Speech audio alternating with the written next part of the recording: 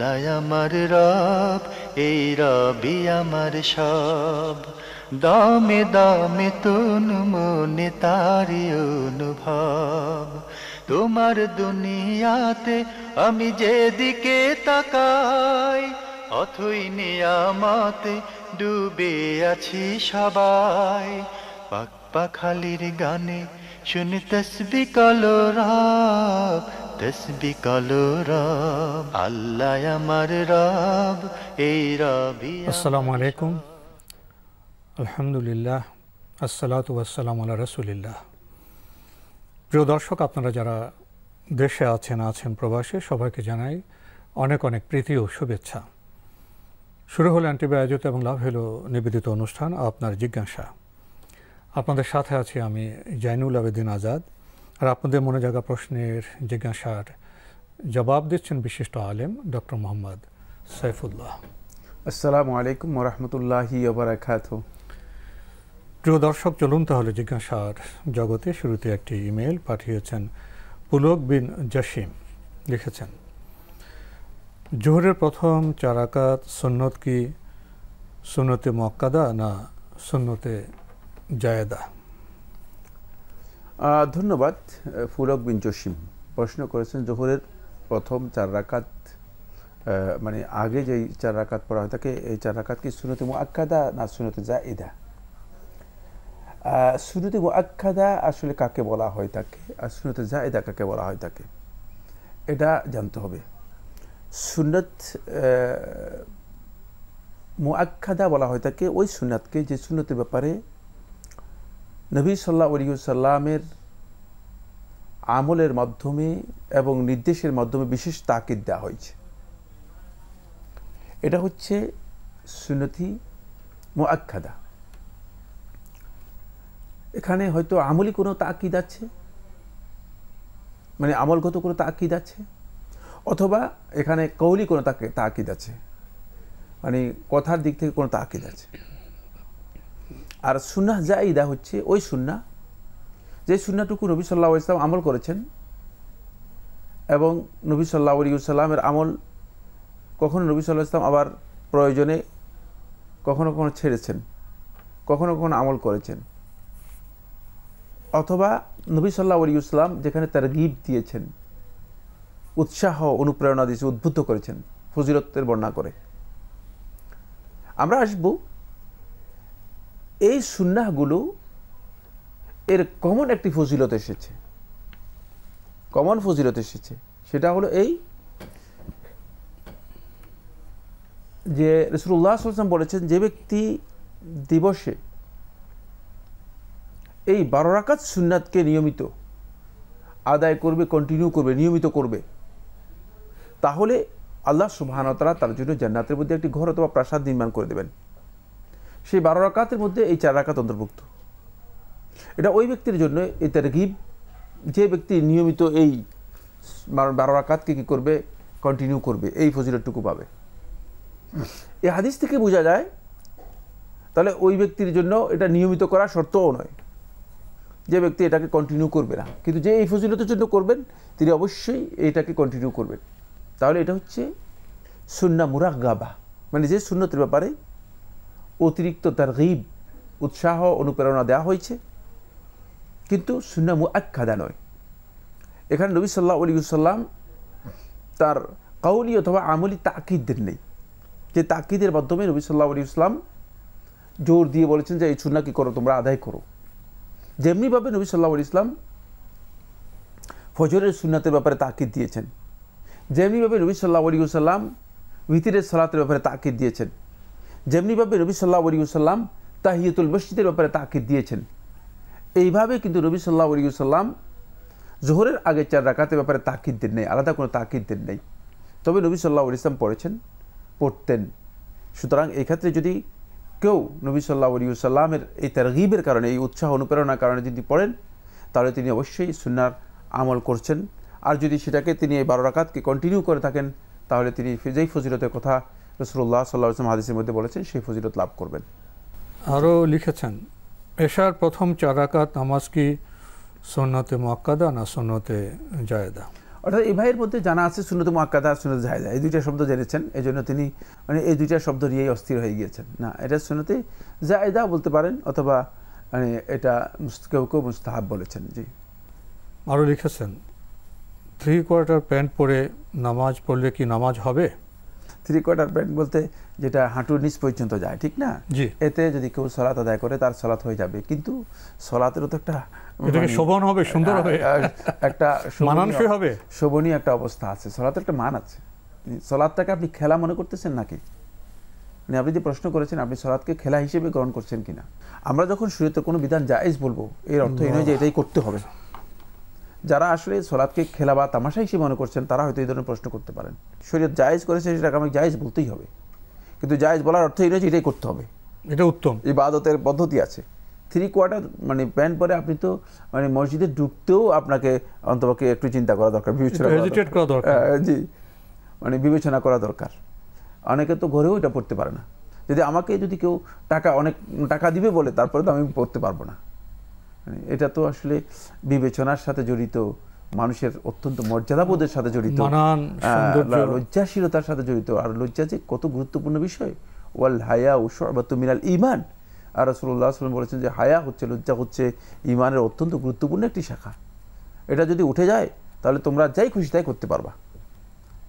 সুতরাং যাদের কাছ থেকে লজ্জা ছিনিয়ে নেওয়া হয়েছে, যাদের লজ্জা বিকৃত হয়ে গিয়েছে, যাদের লজ্জা বেচা কেনা হয়ে পারচেজড হয়ে গিয়েছে, আপনি তাদেরকে দেখেন তারা যেন তেন কাজ করতেও কোনো চিন্তা করে না। জি। সবশেষে লিখেছেন, ইসলামী নিয়ম মতে ছেলেদের কত বছর বয়সে বিয়ে করা ফরজ? প্রথম হচ্ছে বিয়ে করা কি ফরজ, এটা তো আগে জানতে হবে। বিয়ে করা ফরজ সকলের জন্য নয়। বিয়ে করার হুকুম হচ্ছে ফরজ, ওয়াজিব, সুন্নত, নফল, মাকরু, হারাম। সুতরাং বিয়ে করাটা মানে শুধু ফরজ হুকুম নয়। তাহলে আপনাকে জানতে হবে যে মানে সকলের জন্য বিয়ে করা কিন্তু ফরজ নয়। যার জন্য ফরজ হবে, এখন অনেক তারতম্য আছে। হ্যাঁ, বিশাল তারতম্য রয়েছে, বিশাল বক্তব্য রয়েছে। এখন যার জন্য ফরজ হবে, মানে যার জন্য ফরজ হবে, তার বিয়ে করার জন্য শর্ত হচ্ছে দুটি। এক নম্বর হচ্ছে তার সামর্থ্য থাকতে হবে। বিয়ে করার জন্য তার সামর্থ্য থাকতে হবে, যাতে করে তিনি সলভেন্সি যেটাকে বলে, যিনি নিজেও অর্থনৈতিক সামর্থ্য, নিজেও চলতে পারেন এবং ফ্যামিলি চালাতে পারেন। কারণ এরপরে যখন বিয়ে করবে আর ফ্যামিলি চালাতে পারবে না, তখন তো সে মানসিকভাবে বিকারগ্রস্ত হয়ে পাগল হয়ে যাবে। এর তো শুধুমাত্র মানে মানে আমরা মানে যখন কবিতা পড়েছিলাম, তখন আমাদেরকে একটা কবিতা পড়াইছিল, এখন মনে পড়ে গিয়েছে, বলি এটা। মানে শাদি করনা শৌক খায়, ফের গলে মে তো খায়, শাদি মুকুন। বলি বিয়ে করাটা একটা খুব মানে চমকপদ ভালো কাজ, কিন্তু ফের গলে মে তো খায়, মানে পরে গলার মধ্যে একটা বেড়ি, ফাঁস। এই অবস্থায় পড়ে যেতে পারেন, এই অবস্থায় পড়ে যেতে পারেন। কারণ এটা আপনাকে চালাতে তো হবে, এর ম্যানেজমেন্ট তো আপনার থাকতে হবে। ফলে এটি সলভেন্সির বিষয় আছে। আপনার সেই সামর্থ্য থাকলে আপনি অবশ্যই বিয়ে করবেন। সেটার জন্য কোনো বয়স নির্ধারণ করা হয়নি, কিন্তু বয়স নির্ধারণ না করলেও মানুষ মানে যুগ যুগ ধুকে মানে একটা সুনির্দিষ্ট প্রচলন হয়ে আসছে, যে প্রচলনটুকু মানে প্রমাণ করে যে মানে 18 বছর বয়সেই এসে একজন বিয়ে করে ফেলছে, এটা প্রমাণ করে না। মুসলিম উম্মার সুন্দর নিয়ম হচ্ছে যেটা, সেটা হলো যুবক যখন মানে সে পরিণত বয়সে আসে এবং নিজের সামর্থ্য অনুযায়ী সব কিছু করতে পারে, তখনই সে বোঝ বিবেচনার মাধ্যমে পারিবারিকভাবে, সামাজিকভাবে বিয়ে করে। কিন্তু এখন এগুলো সব কি হয়ে যাচ্ছে, দুলিশ্বাত হয়ে যাচ্ছে। কেন দুলিশ্বাত হয়ে যাচ্ছে? তার কারণ হচ্ছে আমরা আমাদের যে একটা মানে এটাকে কি বলে আমরা মানে হেরিটেজ, ঐতিহ্য, এই ঐতিহ্যটা মানে আমরা সেইভাবে অনুসরণ না করে যার যেমন মন চাচ্ছে সেভাবেই এর মধ্যে তালগোল পাকিয়ে ফেলছি। তালগোল করে এই কাজগুলো করলে শেষে দেখা যায় যে অনেক আফসোস করতে হয়, এবং শেষে অধিকাংশ বিয়ে হিসেবেও আর টিকে না, এবং এই ব্যক্তির জীবনটা হয়ে যায় একটা ভঙ্গুর জীবন, একটা মানে কি বলার নড়বড়ে একটা জীবন। ফলে জীবনের উপর হতাশ হয়ে যায়, ডিভোর্স হয়ে যায়, তারপরে আত্মহত্যার দিকে চলে যায়, ইত্যাদি ইত্যাদি, যেগুলো আমরা আজকে ওই পশ্চিমা বিশ্বে দেখতে পাচ্ছি। আপনি বিয়ে প্রসঙ্গে সামর্থ্যের কথা উল্লেখ করেছেন, প্রসঙ্গত আপনি অর্থনৈতিক সামর্থ্যের কথা বলেছেন। এক্ষেত্রে শারীরিক সামর্থ্য কতটা গুরুত্বপূর্ণ? না, ওটা তো বলেছি, এটা তো ফরজ, যার উপর ফরজ হবে। শারীরিক সামর্থ্য থাকতে তো শারীরিক সামর্থ্য থাকতে হবে, শারীরিক সামর্থ্য অবশ্যই থাকতে হবে, এটা ফরজ, যার উপর ফরজ হবে তার কথা আমি বলেছি। আমরা সামর্থ্যের ব্যাখ্যা জানলাম। প্রিয় দর্শক, আমাদের হাতে আরও একটি ইমেল পাঠিয়েছেন হাসানুজ্জামান। আগের ইমেল আপনার কয়েকটি প্রশ্ন রয়ে গিয়েছিল। আপনি লিখেছেন, ঘুম থেকে উঠে আড়মোড়া দেয়া যাবে কি? আড়মোড়া কি ধরনের? সেটা ডানে বায়ে যে একটু আড়মোড়া দেয়, না, এটা তো শরীয়তের সাথে সম্পর্কিত বিষয়, শরীয়তের বিষয় নয়, তার প্রয়োজনীয় ঘুম বিষয়। থেকে উঠার পরে সুন্নাহ আমল হচ্ছে প্রথমেই হাত দিয়ে মুখ থেকে ঘুমকে দূর করে নেওয়া, মানে মুছে নেওয়া, হাত দিয়ে ঘুমটাকে দূর করে নেওয়া। কারণ মানে ঘুম থেকে উঠার পরে মানুষের মধ্যে একটা অলসতার ভাব থাকে, এই ভাবটুকু মানে এই চাপটুকু যাতে করে দূর করা যায়, এই জন্য নবী সাল্লাল্লাহু আলাইহি ওয়াসাল্লাম ঘুম থেকে উঠে হাত দিয়ে এগুলো মুছে নিতেন, একটু সচল হতেন। তারপরে নবী সাল্লাল্লাহু আলাইহি ওয়াসাল্লাম ঘুম থেকে উঠার পরে নবী সাল্লাল্লাহু আলাইহি ওয়াসাল্লাম প্রথম যে কাজ করতেন সেটা হচ্ছে নবী সাল্লাল্লাহু আলাইহি ওয়াসাল্লাম দোয়া বলতেন, দোয়া বলে নবী সাল্লাল্লাহু আলাইহি ওয়াসাল্লাম উজু করতেন। মানে এটা হচ্ছে ঘুমের সুন্নাহ পদ্ধতি। হাত প্রথমে দুই হাতকে কী করতেন, 3 বার ধৌত করে নিতেন। ভাই হাসানুজ্জামান, আপনি আরও লিখেছেন, দুপুরের খাওয়ার পর কায়লুলা করা যাবে কি? দুপুরের খাওয়ার পরে কোনো কাজ ঘুমানো, এটা কায়লুলা নয়। দুপুরের খাওয়ার পরে হয় না, কায়লুলা হচ্ছে দুপুরের খাবার আগে। কায়লুলা হচ্ছে না দুপুরের জোহরের আগে যেটা করা হয় থাকে, এটা হচ্ছে কায়লুলা। খাবারের পর সাথে সাথে ঘুমানো স্বাস্থ্যের জন্য ক্ষতিকর, উপকারী নয়। বরং দুপুরের খাবার যদি আপনি দুপুরে একটা টাইম আপনি রেস্টের জন্য রাখতে পারেন, কিন্তু সেটা খাবারের পর পর নয়, সেটা আরো পরে, খাবারের হয়তো অনেক পরে হবে, অনেক পর বলতে অথবা আধা ঘন্টা পর হবে, অথবা খাবারের আগে হবে। সুন্নাহ হচ্ছে খাবারের আগে হওয়া। আমরা জানলাম বিষয়টি সম্পর্কে। সবশেষে আপনি লিখেছেন, পত্র লেখার সময় ইলাহি ভরসা লেখা যাবে কি? ইলাহি ভরসা এই কথা লেখা উচিত নয় পত্র লেখার সময়। এগুলো আগের সময় হয়তো চালু ছিল, এক সময় হয়তো লোকেরা বিসমিল্লাহ লিখতে পারে, বিসমিল্লাহির রহমানির রহিম লিখতে পারেন, বিসমিল্লাহ লিখতে পারেন। যে পত্র লেখার সময় নবী সাল্লাল্লাহু আলাইহি ওয়াসাল্লাম চিঠিগুলো বিসমিল্লাহ দিয়ে শুরু করতেন। আমরা জানলাম বিষয়টি সম্পর্কে। প্রিয় দর্শক,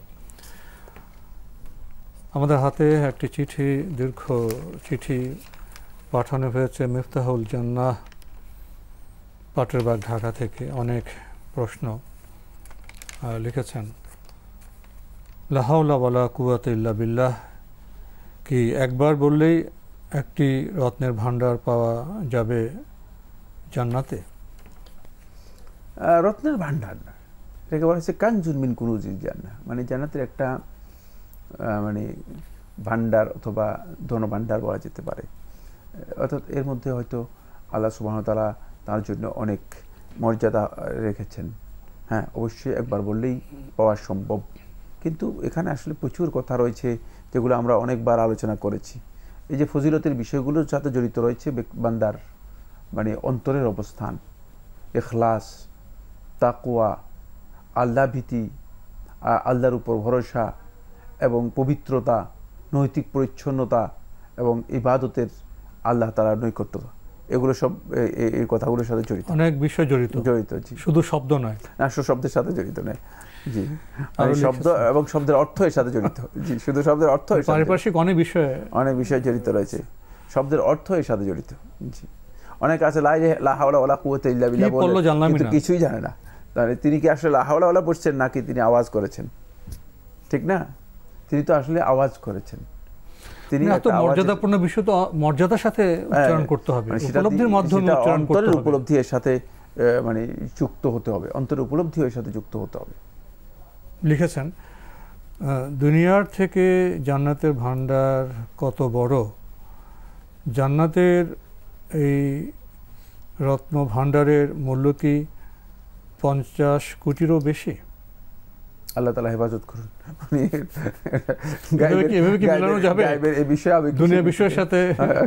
গায়েবের এই বিষয়ে দুনিয়া দিয়ে কিভাবে আমি বুঝাবো বা আদৌ কি সম্ভব কিনা? আর যেখানে আমাদের কাছে কোনো ইনফরমেশন নেই, গায়েবের ব্যাপারে কথা বলা হারাম। জি, আরও লিখেছেন, কিয়ামতের দিন কি ঘুটঘুটে অন্ধকার হবে? আরশের নিচে যারা ছায়া পাবেন ও নেককার বান্দারাও কি অন্ধকার দেখবে? এই অন্ধকার কখন থেকে শুরু ও কখন শেষ হবে? কিয়ামতের দিবস বলতে আপনি কি বুঝেছেন সেটার উপর নির্ভর করছে। কিয়ামতের দিন বলতে একটা হচ্ছে ইয়াউমুল কিয়ামা, যেটা ইয়াউমুস সাআহ, এটা হলো মহাপ্রলয়ের দিন। এটার একটা হাইয়াত, এটার একটা অবস্থান। আরেকটা হচ্ছে ইয়াউমুল মাহশার, হাসরের ময়দানে একত্রিত হওয়ার দিন। সেটাকেও কোথাও কোথাও কোরআনে কারীমের মধ্যে কিয়ামতের দিবস হিসেবে আখ্যায়িত করা হয়েছে। সুতরাং ইয়াউমুস সাআহ এটার এক ধরন, আর ইয়াউমুল মাহশার এটার আরেক ধরন, দুইটার আলাদা বিষয় রয়েছে। ইয়াউমুল মাহশার যেটি হাসরের দিন, এই দিনের অনেকগুলো বৈশিষ্ট্য রয়েছে। এই দিনের অনেকগুলো বৈশিষ্ট্য কোরআনে কারীমের মধ্যে আল্লাহ সুবহানাহু ওয়া তাআলা উল্লেখ করেছেন। তার মধ্যে এই দিনের একটি বৈশিষ্ট্য অন্ধকারাচ্ছন্ন অবস্থা হবে। যখন মহিমান্বিত রব আল্লাহ সুবহানাহু ওয়া তাআলা আসবেন, ওয়া আশরাকাতিল আরদু বিনূরি রাব্বিহা, তখন মহিমান্বিত রবের আলোকোজ্জ্বল যে ছটা বিচ্ছুরিত হবে, এতে গোটা মাহশার, হাসরের ময়দান পুরোটাই আলোকিত হয়ে যাবে। মানে এটা হচ্ছে এই দিনের সর্বশেষ অবস্থা। সুতরাং আসল ব্যাপার হচ্ছে কি, এমন খণ্ডিত জ্ঞান নিয়ে প্রশ্ন করে এরপরে খণ্ডিত একটা বিষয় নিয়ে আসা, এটা আমাদের উচিত নয়। বুঝতে হবে যে আমি আসলে কোন বিষয় সম্পর্কে জানতে চাচ্ছি। এই দিনের অনেকগুলো প্রেক্ষাপট রয়েছে, অনেকগুলো অবস্থা রয়েছে। মানুষগুলো যখন একত্রিত হবে, তখন মানুষ প্রথমেই অন্ধকারের মধ্যে পতিত হবে। আমরা একটি সংক্ষিপ্ত বিষয়ে অবগত হলাম। লিখেছেন, কিয়ামতের দিন কি যাদের সওয়াব সবচেয়ে বেশি হবে তারাই সবচেয়ে মর্যাদাবান হবেন? সহজ হিসাব মানে কি আমলনামা শুধু ডিসপ্লে করা হবে? একই কথাই। সহজ হিসাব বলতে, হ্যাঁ, আল্লাহর বান্দাদেরকে তাদের আমলনামা তাদের সামনে তুলে ধরা হবে। এটা হচ্ছে উম্মুল মুমিনিন আয়েশা রাদিয়াল্লাহু বর্ণিত হাদিস, যে হিসাবান ইয়াসীরা, আল্লাহুম্মা হাসিবনি হিসাবান ইয়াসীরা, যে এটা হচ্ছে ইয়াউমুল আরদ, শুধুমাত্র আমলনামা তাদের পেশ করা হবে, সামনে ডিসপ্লে করা হবে। কীভাবে পেশ করবেন আল্লাহ ভালো জানেন। এগুলো আমরা আসলে নিজেরা আন্দাজ করতেছি আর কি, এই আন্দাজের কোনো সুযোগ নেই। একথা বলার সুযোগ নেই যে এটা এরকম হবে, বলার কোনো সুযোগ নেই। এটা মুগাইয়াবাতের বিষয়, পরিপূর্ণ অদৃশ্য জ্ঞানের বিষয়। অদৃশ্য জ্ঞানের বিষয়ে আন্দাজ করে বলার কোনো অবকাশ নেই। জি, লিখেছেন, আল্লাহ তাআলা নৈকট্য লাভের উপায়সমূহ কি? আল্লাহ রাব্বুল আলামিনের নৈকট্য লাভের উপায়সমূহ হচ্ছে আন-নওয়াফিল, নফল ইবাদতগুলো। ওয়ালা ইয়াজালু আবদি ইয়াতাকাররাবু ইলাইহি বিন-নওয়াফিল হাত্তা উহিব্বাহু। আল্লাহ রাসূল সাল্লাল্লাহু আলাইহি ওয়াসাল্লাম সহিহ মুসলিম হাদিসের মধ্যে এসেছে, বলেন যে বান্দা নফল ইবাদত করতে করতে করতে করতে আমার নৈকট্য লাভ করতে থাকবে, আমার নৈকট্য লাভ করতে থাকবে, হাত্তা উহিব্বাহু, এক পর্যায়ে আমি বান্দাকেই ভালোবাসব। মানে বান্দার ভালোবাসা আল্লাহ রাব্বুল আলামিনের অন্তরের মধ্যে বান্দার ভালোবাসা এসে যাবে। আল্লাহ তাআলা নিজেই বান্দাকে ভালোবাসবেন। এটা হচ্ছে আল্লাহ রাব্বুল আলামিনের নৈকট্য লাভ করার পদ্ধতি। দেখেছেন, নৈকট্য পেয়েছে বোঝার আলামতগুলো কি কি? কোনো বান্দা আল্লাহ তাআলা নৈকট্য লাভ করেছে, এটা বোঝার আলামত হচ্ছে সে আল্লাহ তাআলার নাফরমানি এক জাররা পরিমাণও করতে পারবে না। এক জাররা পরিমাণও, মানে তার কথায়, কাজ এবং আমল, বিশ্বাস কোথাও আল্লাহ রাব্বুল আলামিনের নাফরমানি থাকবে না। এটা হচ্ছে যিনি আল্লাহ তাআলার নৈকট্য লাভ করেছেন তার অবস্থান। আর কিন্তু কোনো কারণে যদি তার ইচ্ছার বাইরে কোনো নাফরমানি হয়ে যায়, কোনো অবাধ্যতা এসে যায়, কোনো আনুগত্যহীনতা এসে যায়, সাথে সাথে আল্লাহ তাআলার কাছে প্রত্যাবর্তন করতে পারবে। এটা হচ্ছে আলামত, তার তওবা করার সক্ষমতা সাথে সাথেই প্রত্যাবর্তন করতে পারবে। হ্যাঁ, এটা হচ্ছে তার আলামত। লিখেছেন, কোন কাজগুলি করলে বান্দা আল্লাহর নৈকট্য থেকে দূরে সরে যায়? আল্লাহ রাব্বুল আলামিন নৈকট্য থেকে দূরে সরার কাজ একটাই, ছোট্ট একটা গুনাহ করলে আল্লাহ নৈকট্য থেকে দূরে সরে যাবেন। এটা তো আল্লাহ থেকে দূরে সরে যাবে, এটাই হচ্ছে ছোট্ট একটা গুনাহ করলে আল্লাহ তাআলা নৈকট্য থেকে, যতটুকু গুনাহ ততটুকু আল্লাহর বান্দা আল্লাহ থেকে দূরে সরে যাবে, আল্লাহ থেকে দূরে সরে যাবে। যত গুনাহ করবে প্রত্যেকটি গুনাহই আল্লাহর নৈকট্য থেকে মানুষদেরকে দূরে সরিয়ে নিয়ে যাবে। ছোট শিরককারী ব্যক্তি কি আল্লাহ ক্ষমা করে দিতে পারেন তওবা না করে মরলে? হ্যাঁ, ছোট শিরকের যদি কেউ মৃত্যুবরণ করেন আল্লাহ সুবহানাহু ওয়া তাআলা তাকে ক্ষমা করে দেবেন। যদি তওবা না করে মারা যান ফি মাশিয়াতিল্লাহ, ইচ্ছা করলে আল্লাহ সুবহানাহু ওয়া তাআলা ক্ষমা করবেন। তো আজকে আমাদের এখানে শেষ করতে হচ্ছে। আপনাকে অনেক ধন্যবাদ। আপনাকে অশেষ ধন্যবাদ। প্রিয় দর্শক, আমরা দেখছিলাম এনটিভি আয়োজিত এবং লাভেলো নিবেদিত অনুষ্ঠান আপনার জিজ্ঞাসা। আমাদের অনুষ্ঠান আপনারা এনটিভি অনলাইনেও দেখতে পারবেন। ভিজিট করুন www.ntvbd.com। এছাড়া ইউটিউবে এবং আমাদের ভেরিফাইড ফেসবুক পেজে অনুষ্ঠান দেখতে পারবেন। শেষে যে চিঠিটি আমরা পড়ছিলাম অনেক ভারী ভারী বিষয়ে প্রশ্ন করা হয়েছে। কিয়ামত, ঘুটঘুটে অন্ধকার, নৈকট্য লাভ, নৈকট্য থেকে দূরে সরে যাওয়ার বিষয়, ছোট শিরককারী বিষয়, এসব বিষয়ে আমাদের যে চিন্তা চেতনা সেটা আমাদের কোথায় নিয়ে যেতে পারে? আমরা সঠিক বার্তা পেলে, সঠিক আমল করতে পারলে তো আমরা মুক্তি পেতে পারব। তাই সঠিক বার্তা, সঠিক জ্ঞান অন্বেষণে যদি আমরা সময় ব্যয় করি তাহলে আমরা আলোকিত হতে পারব। বিষয়গুলো উপলব্ধি করা আমাদের জন্য সহজ হতে পারে। কিন্তু সেই পথে কি আমরা যাচ্ছি? আমাদের সময়টা আমরা কোন পথে ব্যয় করছি? এই প্রশ্ন রেখে আজকের অনুষ্ঠান শেষ করছি। চিঠি লিখুন, প্রশ্ন পাঠান আমাদের ঠিকানায়। পরিচালক আপনার জিজ্ঞাসা, এনটিভি, বিএসসিসি ভবন, ৭ম তলা, ১০২ কাজী নজরুল ইসলাম এভিনিউ, কারওয়ান বাজার, ঢাকা ১২১৫। ইমেল অ্যাড্রেস আপনার জিজ্ঞাসা @ntvbd.com। প্রিয় দর্শক, মহান আল্লাহ আমাদের সবাইকে নিরাপদে রাখুন, রাখুন শান্তিতে। আসসালামু আলাইকুম। আল্লাহ আমার রব, এই রবি আমার সব, দামে দামে তুন মনে তারি অনুভব।